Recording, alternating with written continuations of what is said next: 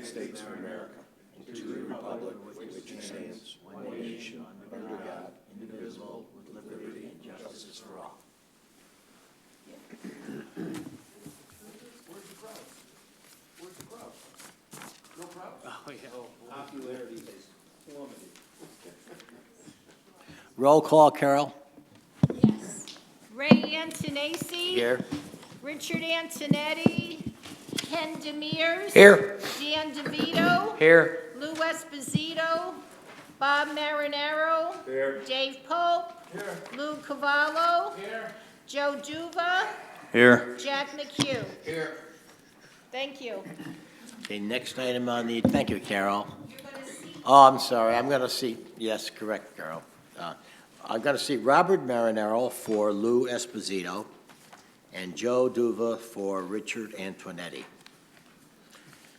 And this time I'd like to, just for a moment, say that I wish the best of health to both Richard Antonetti and Lou Esposito, who are not well right at this time. Thank you. Public participation. Does anybody have anything to say that's not currently on the agenda? Public participation?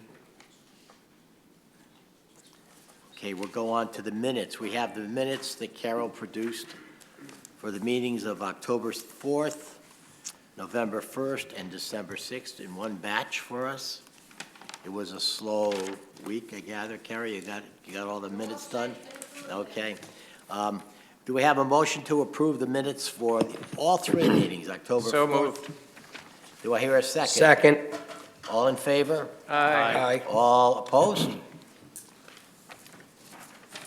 carries. Staff report. Mark? Happy New Year, all. One primary thing, I'm happy to report that our consultant has delivered, I don't know what to call it, the first revision or the first draft of the zoning regulations, the complete set of the revised zoning regulations. We met with him yesterday. I have it in paper or book form. We thought it best for staff to kind of review and go over any outstanding items, which I will do when we have a meeting scheduled back with him not next week, but the following week, to resolve any outstanding issues. Then we plan to bring it to the subcommittee for their review, and then once the subcommittee is happy with them, they can come to the commission for a full review. We've addressed a number of items. We took the liberty of adding some language on issues that have been outstanding. Food trucks, bed and breakfast, EV charging stations. I guess short-term rentals would be included in the bed and breakfast.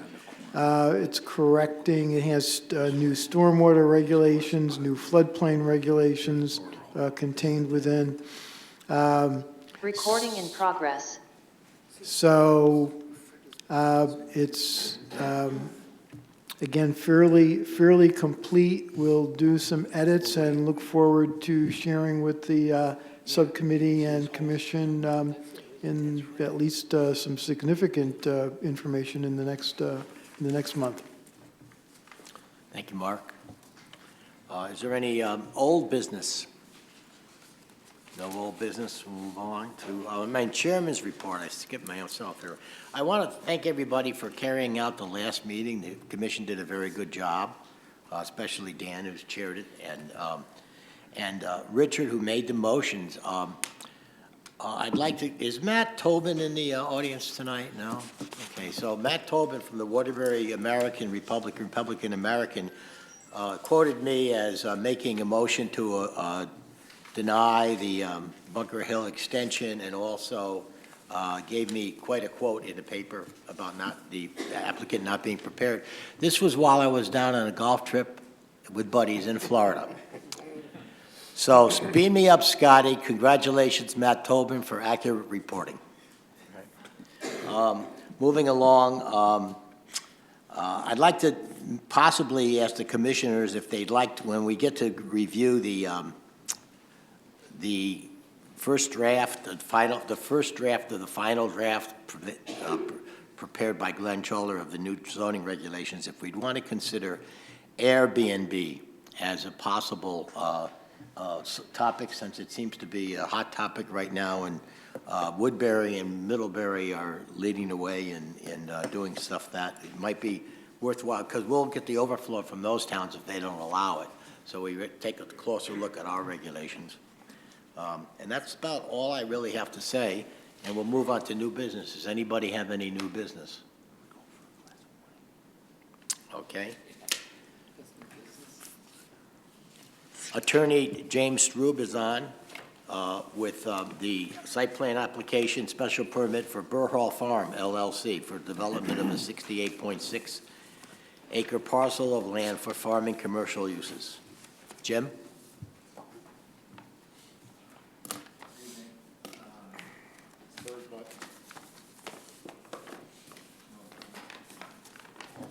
Amazing.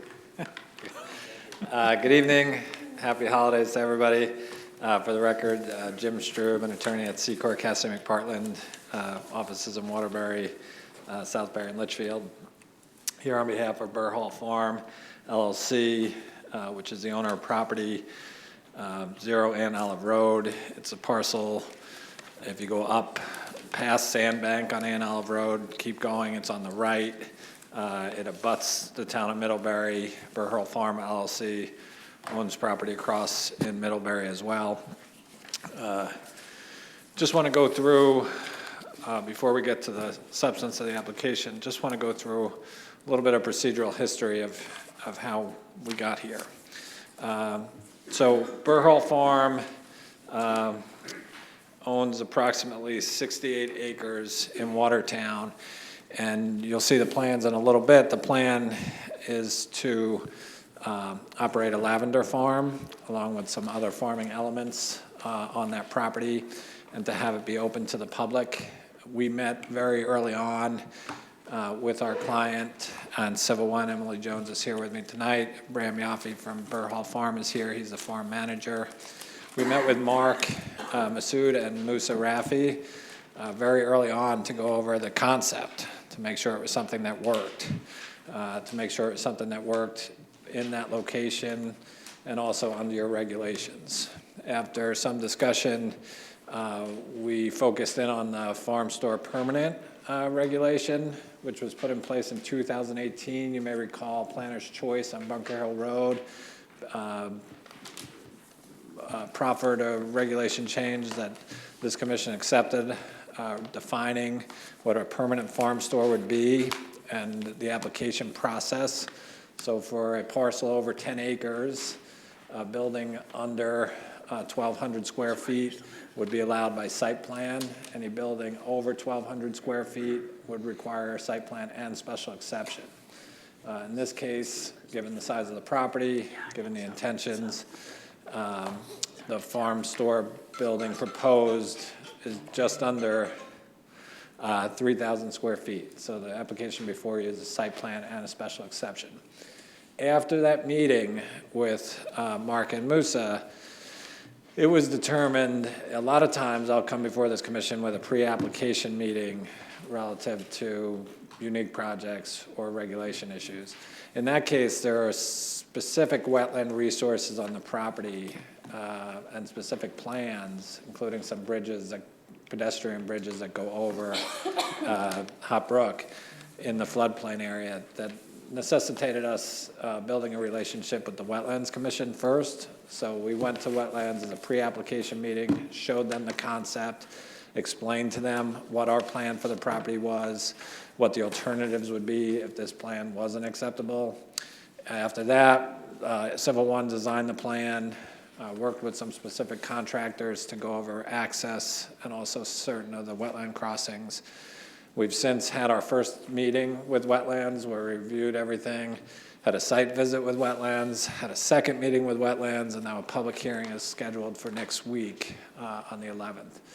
We are here because we're pretty satisfied with that. We certainly didn't apply to this commission until we knew that our puzzle pieces were mostly in the right place. You know, they might move something a little bit, but we feel like the building locations, the parking location, the access drive, the bridges as to location, the field management, the field maintenance, we feel like it's all generally in the right location, which gives us the confidence that we can come here, complete that process before this process is complete. We know that you have to schedule a public hearing because it's a special exception, which moves us out a couple months. So in terms of why we're here now, it's because of what we feel like we've built some, I don't know, maybe goodwill with the Wetlands Commission because of what the plan is for the property. I think they embrace the continued farming in this area of town, and also the public access done in a very responsible way on this property. So with that, and I don't want to keep you too long because I know we have to have a public hearing, I'll let Emily go over the site plan so you can see what it is we're talking about. Thank you. Let me steal this. Okay. Is there a way to get it? Okay, there we go. Good evening. For the record, Emily Jones, professional engineer with Civil One in Woodbury. Thank you, Jim. So as Jim mentioned, we've been before the Wetlands Commission for this project and have a pretty solid understanding of where we're headed with the site plan, although more of an understanding than I do with this situation here. Where do I put that? Oh. I don't know. It's not working. You all have, I believe, a copy of the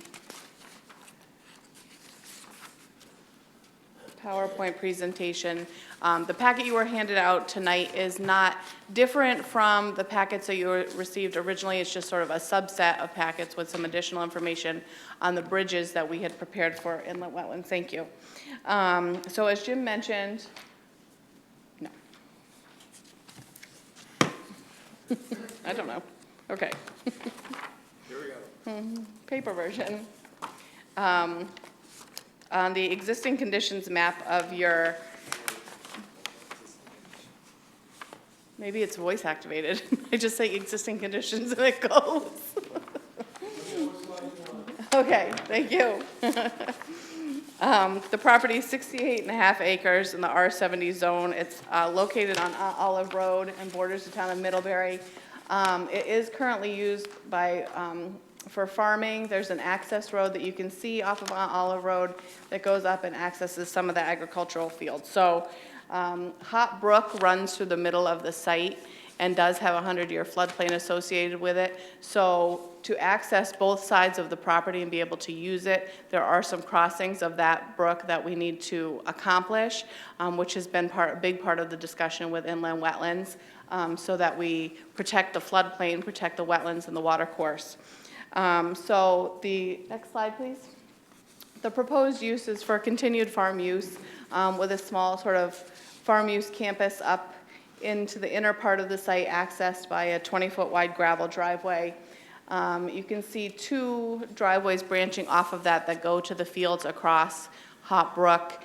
We're proposing sort of open span bridges that just have small pilings down into a wetland area, but not a water course. So we've gone through this process with wetlands and are hoping to reassure them that we won't have any impact to those areas there. And we are concentrating on this property on using low impact design stormwater features. It's very low in the watershed right next to Hot Brook. So our interests lie in infiltration, groundwater recharge, stormwater quality, but essentially the roads you see on the site will be gravel and mainly used for access to the different fields. The two paths coming from the parking area up to the fields are for small sort of carts and pedestrian access. Heavy equipment will access the fields through the existing access on Olive Road. And then at the top of your screen, you can see an additional access drive that will be designed for heavier farm equipment. But essentially, that's it. We're currently before wetlands. We're also currently into the Torrington Area Health Department for the review of the septic system. We're currently working with the fire marshal on some questions and getting their approval for the access and making sure everything is safe and accessible. And that's really it. Yes. So the farm store, I wonder if this will work. No, it doesn't. At the end, the very end of the parking area, you can see the rectangular building is the farm store. The building that looks sort of like two buildings put together is the grain milling barn and a lavender barn. And then up the hill, sort of most right on your page, is the bee and butterfly barn. So there's a number of agricultural and farm uses on the site. We're also proposing to have a pond in front of that bee barn, and there's a number of sort of meandering paths that access the sites throughout so that pedestrians and the workers can access the different barns and the various fields. What else? Anything else?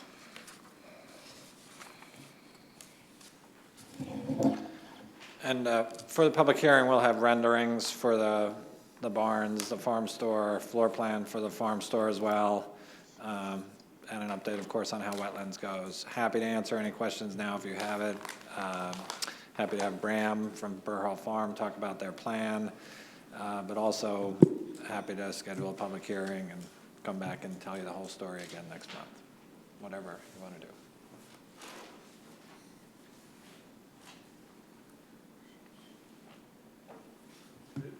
Through the chair.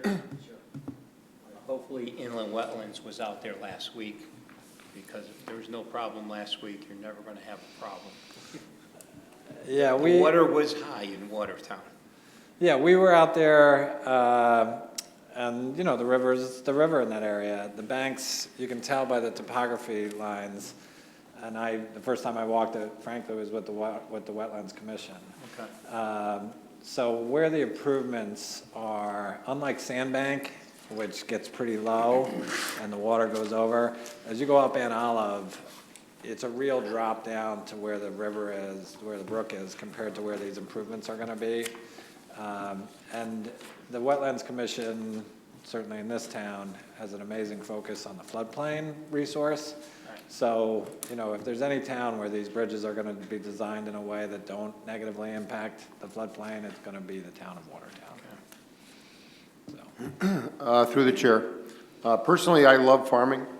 My question is this the old property that used to be the gun club at one time? No, the gun club is further up Ann Olive Road across the road. Okay. This is always, if you go up on the side of Kalinowski's farm, it's kind of directly across from that. And so it's not past Sandbank Road? It is past Sandbank It is, Road. but it's not all the way to where the gun club is? Correct. And this property does not go into Middlebury, or it does? At one time it did.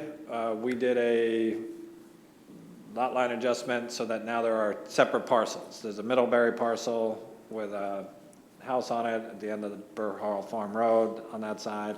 And then there's the Watertown parcel, which is this parcel. So Is the gun club still active? I don't think so. I don't think so. I don't know. Okay, we used to bird hunt up there a lot. So the other question is, the farm store, what's going to be sold in that? Let me have Graham come up and tell you. Sure. Which would be great. Hi, for the record, my name is Bram Yoffe. I'm the farm manager at Burr Hall Farm. The goal of the farm is to be a permaculture farm, so kind of embracing our environment and including as much diversity in the farm as possible. So at the farm store, we're intending to sell all of our diverse products, from produce and honey to the different lavender products, which is both edible lavender that goes into culinary uses, but then also lavender essential oils that we'll be distilling on the property for putting in soaps and shampoos and facial products and things like that. Additionally, we plan on having some fruit and berry orchards as well that will be transforming that into different jams. So in the whole goal of the farm, like I said, is permaculture, and also we hope to be moving towards organic certification. No wine though, right? No. Lavender wine. Through the chair, I have a couple questions. Will you only be selling products that are produced on the site or manufactured on the site? No, it'll be consistent with the regulations, which is to say that I don't have them directly in front of me, but the majority of it has to be produced on-site, but also other products from Connecticut that are associated with these products are also brought in. But much like Planner's Choice, it really enhances the viability of the operation. I think that was recognized in 2018 when the regulation was adopted. To give these places a chance, it needs more than just what's grown Right. on-site, but the majority of the product will be from on-site. You said the majority will be from outside? From on-site. Oh, on-site, sorry. Do you know what kind of percentage you're thinking? At this time, no. At this time, no, yeah. Okay. All right. And we said that the farm stand was 3,000 square feet? Just under 3,000 square feet. Okay. And the parking was it about 40 spots?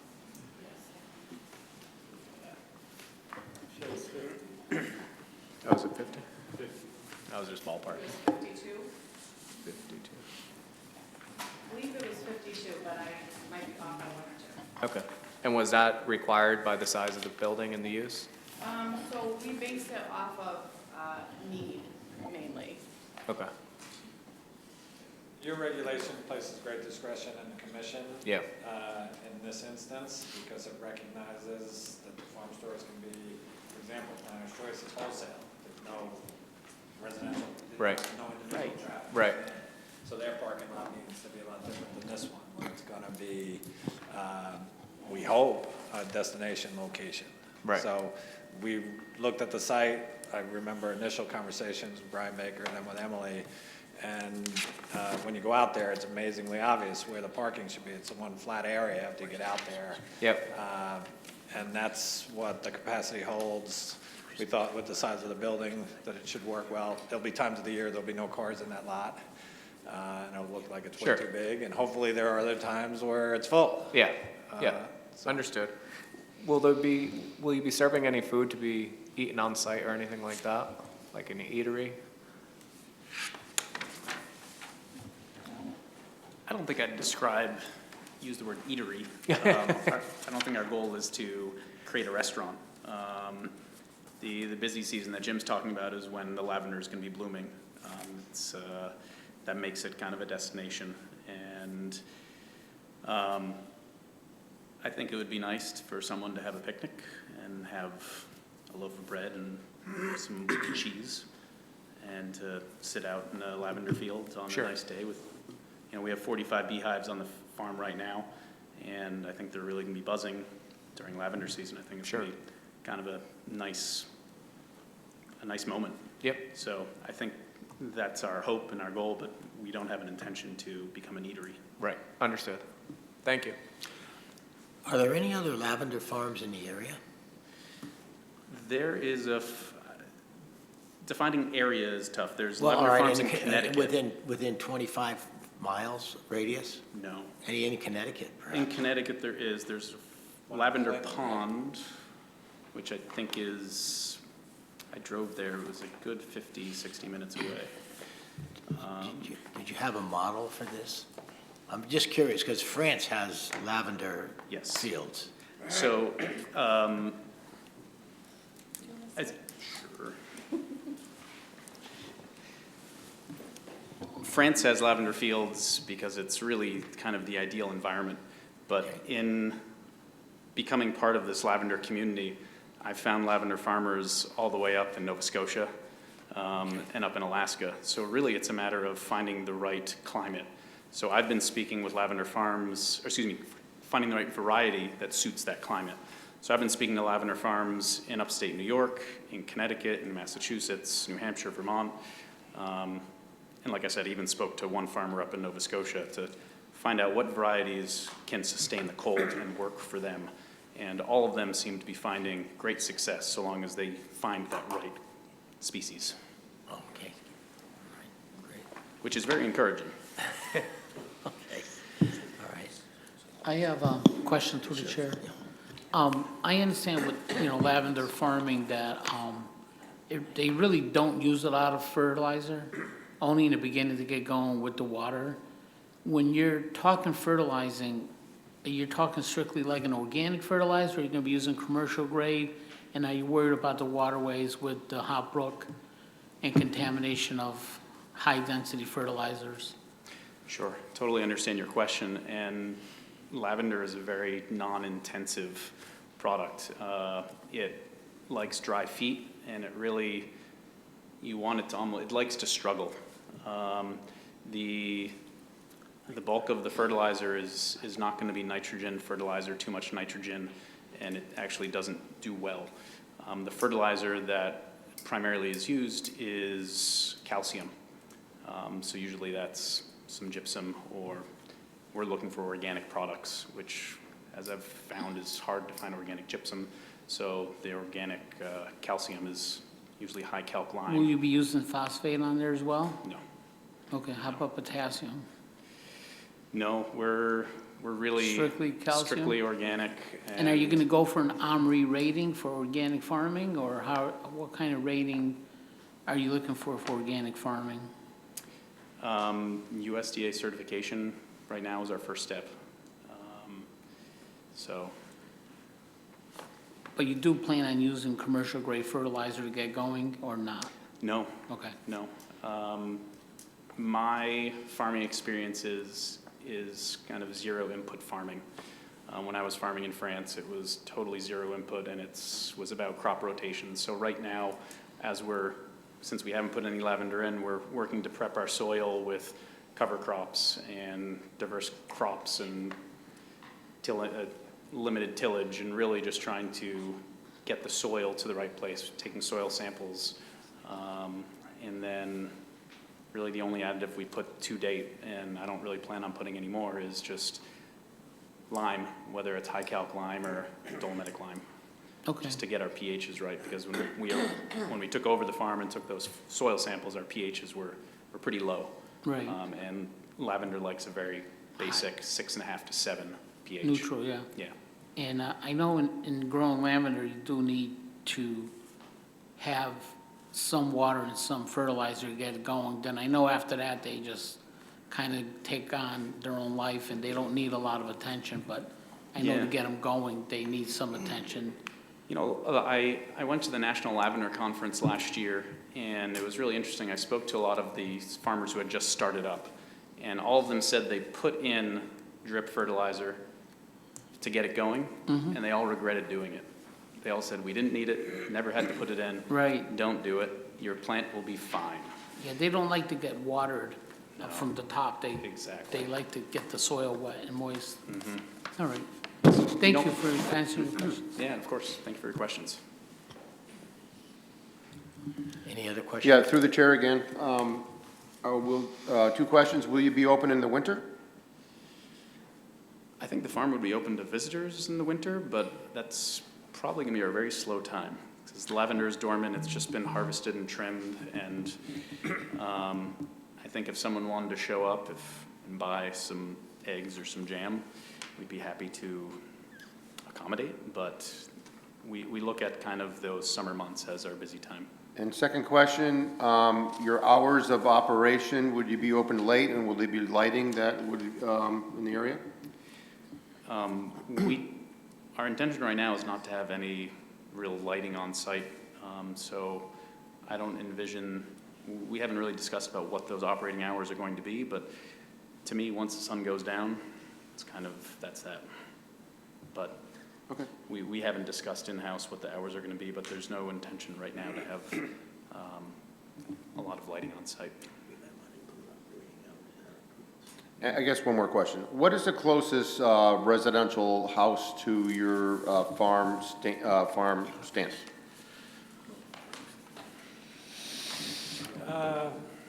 Mr. Kalinowskis, John's house? Across the It's- road, right? It might be, it's difficult to say either there or Calabrese the. house? What's that? The Calabrese house? You know, it was John Calabrese yesterday, and it's pretty far. Oh, is it? We Okay. talked about it. We're surrounded, for the most part, by farms or farmers, right? So even like John Kalinowskis, whose driveway is kind of just off, he recently, I think, moved to Florida, but his house is nearby. You know, the other farmers, that's why this location, you know, it's just not 68 acres in the middle of a residential subdivision. You know, it's in the middle of like a farm subdivision, right? There's farms around, there's some residences around, and on the upper fields, as you look on the map, the fields that go further towards Bunker Hill Road, that's further away from the farm store. And those are the ones that have butt up to some of those subdivisions that came off back in the early 2000s. So that has the brook in between, that's pretty far distance from where the store is. And again, across from where the store is, across the Middlebury line, it's actually property owned by Burhall Farm. So, Any other questions from the commissioners? I have just two quick questions for you. First of all, would you have any objection to limiting operating hours in our approvals? well, I think, especially with the question I asked, I think it's best to let Burhall Farm people go back and talk when we come back to the public hearing. Okay, It's certainly fair enough. something, it's a good topic to discuss, Okay. but I want them, their operations to kind of project what they would need. Okay. And the second question, Jim, is I know you feel very confident about your Conservation Commission approvals and locations. So when we set a public hearing date, we can either set a February or we can set a March.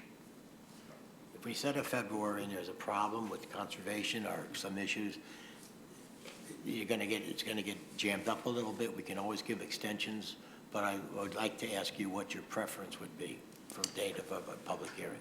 I'm gonna avoid the word problems, but other than that,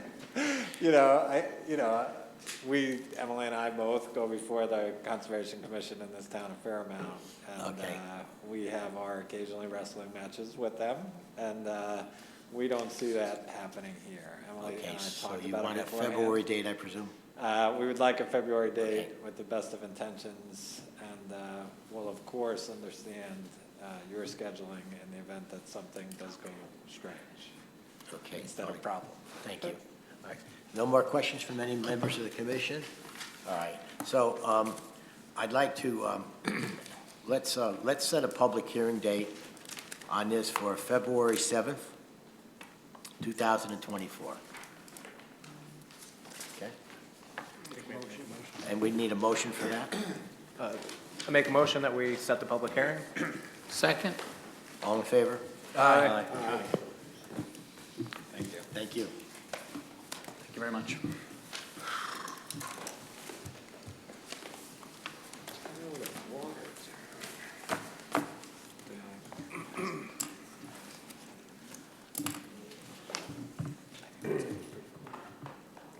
Oh, lavender's cool.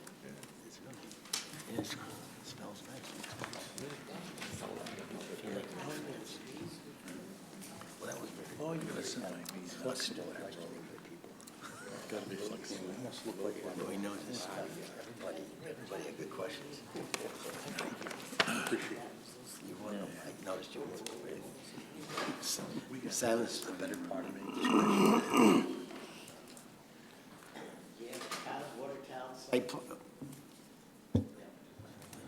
Town of Watertown site plan special permit, Knight Street stormwater discharge in floodplain. Does anybody here from the town of Watertown? Yes, Yes, Mr. Paul. Chairman, Paul Benevich, Town Engineer for the Town of Watertown. As you stated, per Section 53.7 of the regulations, activity in a floodplain requires a site plan special permit application, which we submitted to the commission. We also have to go to wetlands because per statute, they have to approve any activity in the floodplain and wetlands also. And this comes on Ninth Street where there's a failing and already failed triple culvert and head wall that has been a lot of disruption from the past 3-year storm, the excessive storms we've had, and it's actually started eroding part of Ninth Street. And we've been working on plans to completely replace the culvert with a box, concrete culvert, regrade the road so that it's less susceptible to flooding, and also, to help the businesses on Ninth Street, and also, includes the bus company, the student bus company. So we're just here to submit the plans, take any questions, and set a public hearing, hopefully for next month, or it may not be till March. I don't see us getting approval from wetlands till at least February, which is past your date, so is another question. Do we really need the hearing next month or March? So it's up to the commission's discretion there, so. Well, I'd like to hear a motion to set the public hearing for this on February 7th. Do I hear a motion? Do I hear a second? Second. All in favor? Aye. All opposed? Any discussion? No? Good. Thank you. Thank you. We have new public hearings. All right, we again have Attorney James, is it Strube? All right, for a zone change application at 1490 Echo Lake Road in Watertown. The floor is yours, Attorney Strube.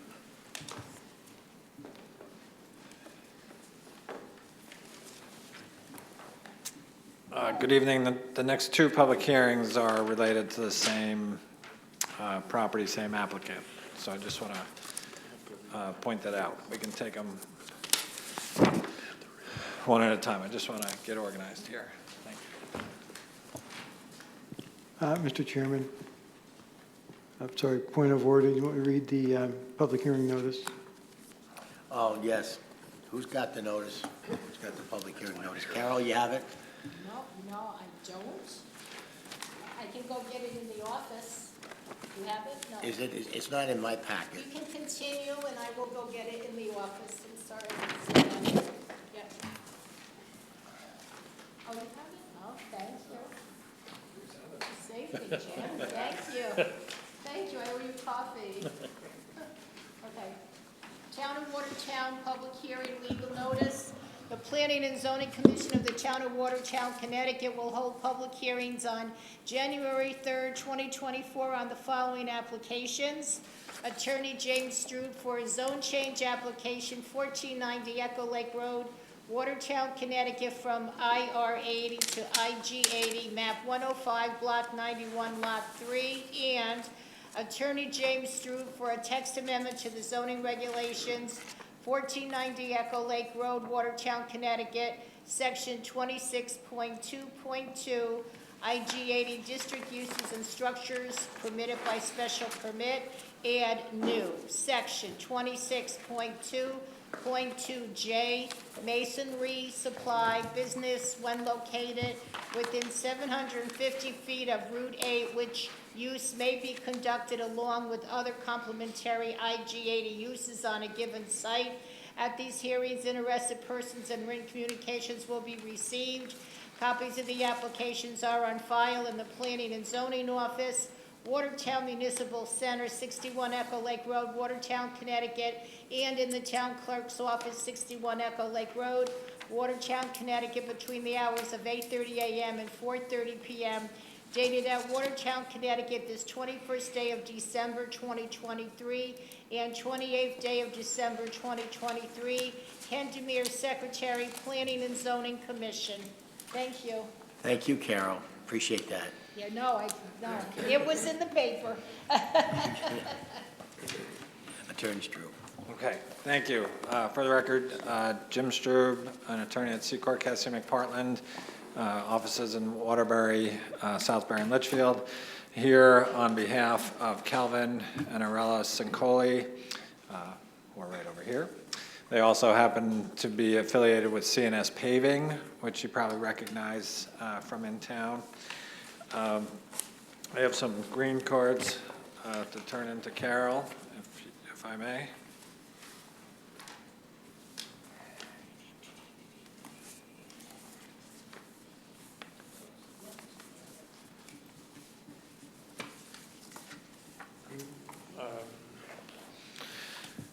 I also have, and I had turned a copy in, both a authorization already in the record from the Sencolis allowing me to operate on their behalf. They're also here. But also the property owner, they're contract purchasers for the property. Just to be safe, I only have one, so I don't know which record to turn it in, but I'll hand it in to Carol. It's just an authorization from the owner. That's fine, that's perfect. Carol is perfect, thank you.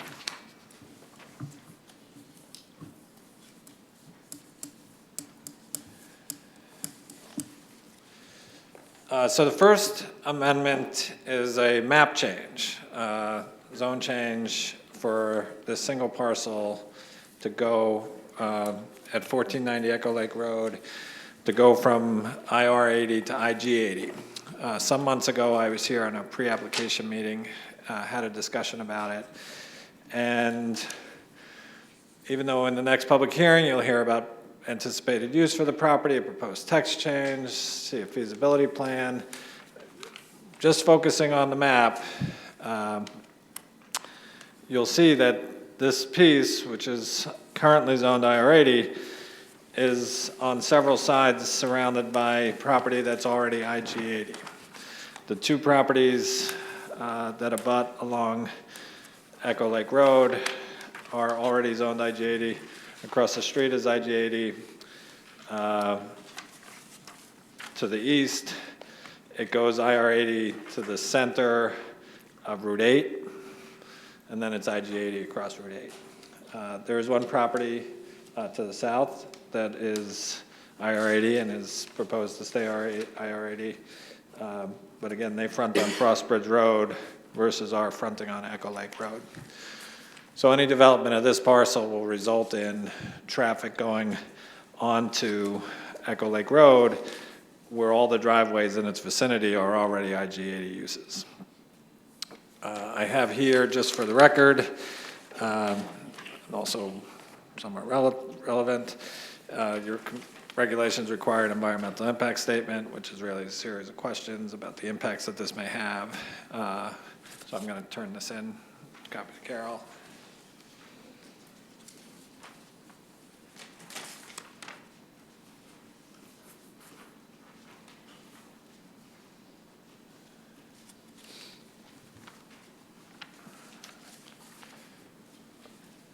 So I'm happy to answer any questions you might have. I don't want to take up more time than unless there's questions.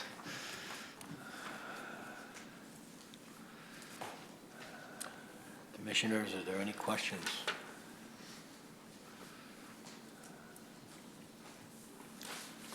Apparently, Jim, there are no questions. Okay.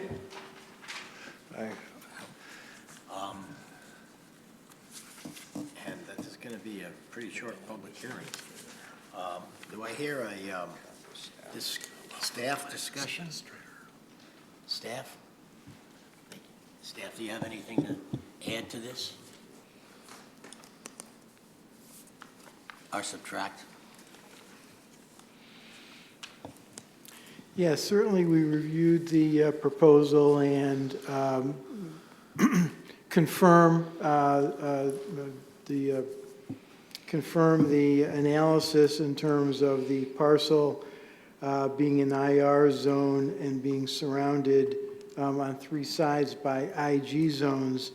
And in looking at the map, confirm that the uses are fairly heavy, typically associated with an IG80 zone. Construction companies, there's a brownfield site, landscaping and construction businesses. So it's, and this parcel sits kind of as an island with the IR80 zone in the midst of them, which might explain why it hasn't been developed over the years, because it has a slightly more restricted use with the IR80 zone. So certainly a change of the zone to an IG zone would fit into the surrounding landscape. We've provided you with a chart that shows the changes in that the changes in uses may be getting a little bit, changes in uses from an IR zone from an IR zone to the IG80 zone. And again, it makes it more available for some heavier uses that would be appropriate to the site and to the area. In reference to the second part of the request, which would be to add masonry supply business, that would be, the applicant has asked that be, or suggested that be allowed as an ancillary use to a primary use of the site. And since that was the suggestion or proposal, we find no objection to that form of use. The applicant did add, as I understand from comments from the commission previously, that it be restricted to within 750 feet of Route 8, but after an analysis, that seems maybe a bit excessive and might be considered spot zoning, and the way that this application is set up and how the zone would actually work, it seems like it'd be maybe an unnecessary addition or parameter to add. So staff would be in favor of adding the masonry supply as the secondary use, but suggests that the 750 feet parameter with Route 8 is not needed. Thank you, Mark. Does any commission member have any questions for staff? One quick question. If that is removed, how many sites does that affect? How many IG80s do we have? There are... Can I just ask a point of order? Are we doing both public hearings at the same time, or are we just doing Yes, the? let's do both public hearings Okay, at the same time. thank you. Oh, sorry, okay. That's okay. Go ahead, I just wanted to make sure. Thank you. There are, I believe, 7 or 8 smaller IG80 zones that are somewhat scattered throughout the area. My staffing assistant took a look at those and somewhat applied this proposed parameter to them, and didn't see that would cause an undue, there were no glaring or undue issues or problems with allowing the masonry supply in those smaller zones, particularly since this is ancillary to a primary use. Where are there other locations, though? Because personally, I think this area is great for masonry, but there may be other locations that aren't so great. Mm-hmm. So There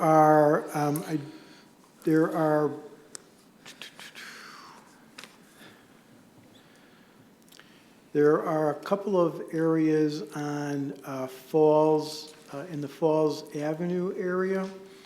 There is one to the south on Frostbridge Road. There was one that was recently changed adjacent to the highway for. Did we change that to an IG or an IR? We changed that to an IR80, the Okay. self-storage area? Yeah. Yeah. There's a small IG80 zone. Again, I mentioned on Falls Avenue. Maybe I was maybe not there, maybe there's not 7 or 8. Looks like there's one adjacent to the Waterbury line, close to Watertown Avenue.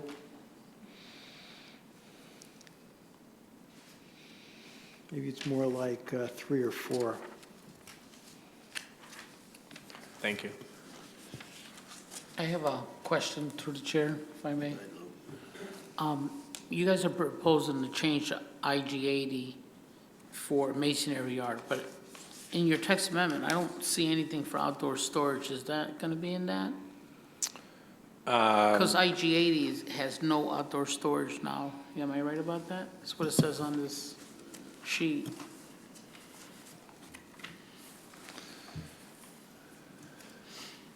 The regulations were changed, and I'm not sure if this reflects. Because he's going to have a hard time storing everything inside if there's no outdoor There storage. were provisions made for, that's been an issue in town for a while, and there were recently changes made that do allow outdoor Outdoor storage. storage with certain parameters. Yeah, and if I may, just projecting forward, and let me just touch base on the text amendment since we're doing that here also.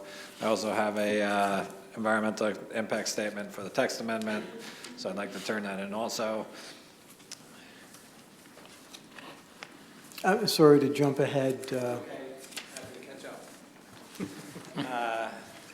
The text amendment includes a definition of masonry supply. So the new language, masonry supply, a business that includes the sale of masonry and landscaping materials for commercial and residential use. Such materials include but are not limited to brick, natural stone, manufactured stone, stone veneer, pavers, crushed stone, masonry sand, topsoil, and mulch. Intended use for such materials include but is not limited to pools, patios, stone or brick walls, walkways, driveways, fireplaces, fire pits, chimneys, and countertops. Certainly those materials will be stored outside. That's the nature and ancillary to that primary use. Relative to moving, and I have this is not our proposed plan, but this is just an example of what CNS paving and masonry supply might propose at the property. Fairly large parcel, so there's room on it. This is Echo Lake Road here, coming into the site.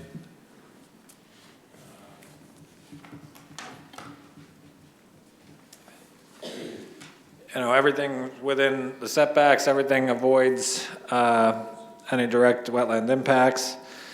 And the masonry supply with the other uses, I still think that the property will be less intense than some of the neighboring IG-80 uses. Relative to the 750-foot restriction, when we were here at a preliminary meeting, the question did come up, I believe from Dr. McHugh, relative to this site versus some other sites in town and the impacts that might be had. I appreciate the support from staff. I don't believe the 750-foot general application is spot zoning. You know, if I said only this piece could have it, then it's a continuum. I believe, my clients have liked it to have been 200 feet from Route 8, maybe. 750 brings in more IG-80 properties, more opportunity for uniformity within the zone.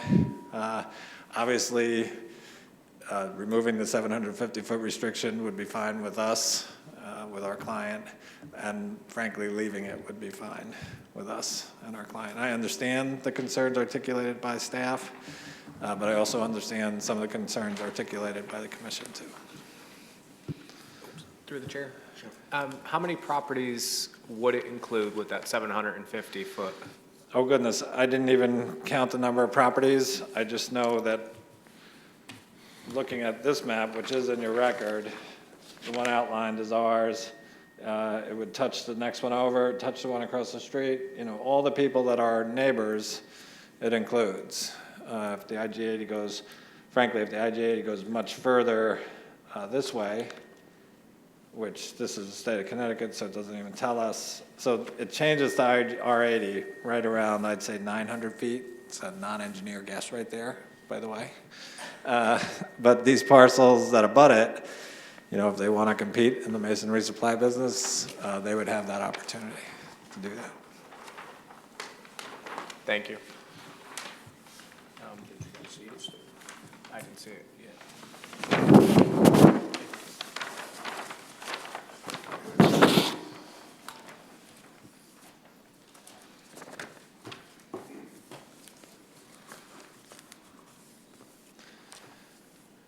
Just give us a moment. Of course.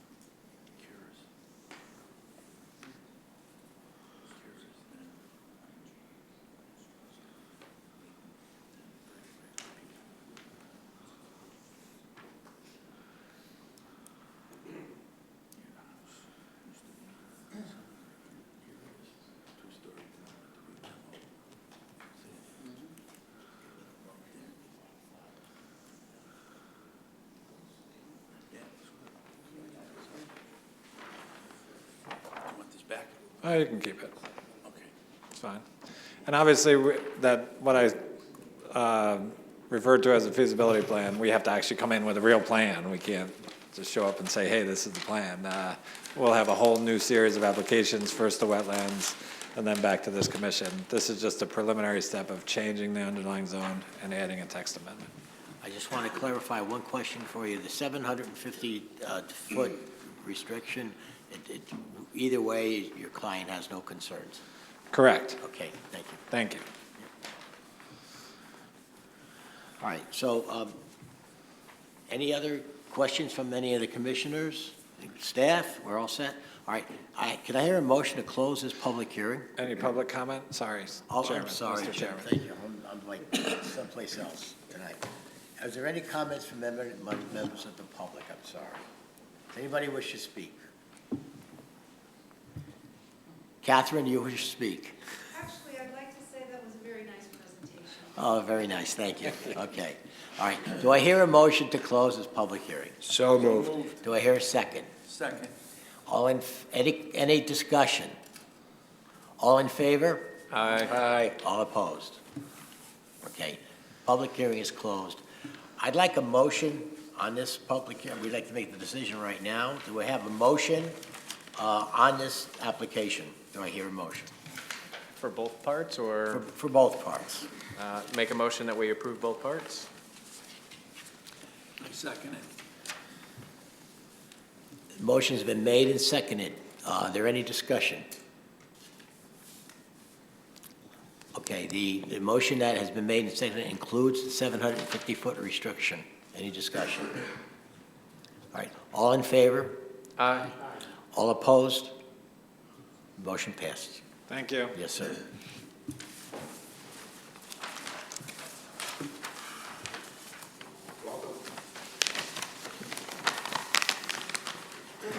Communications and bills?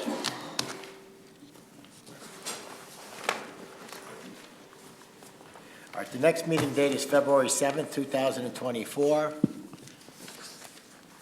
Do I have a motion to adjourn? So moved. Do I hear a second? Second. All approved? Aye. Good night, everybody, thank you.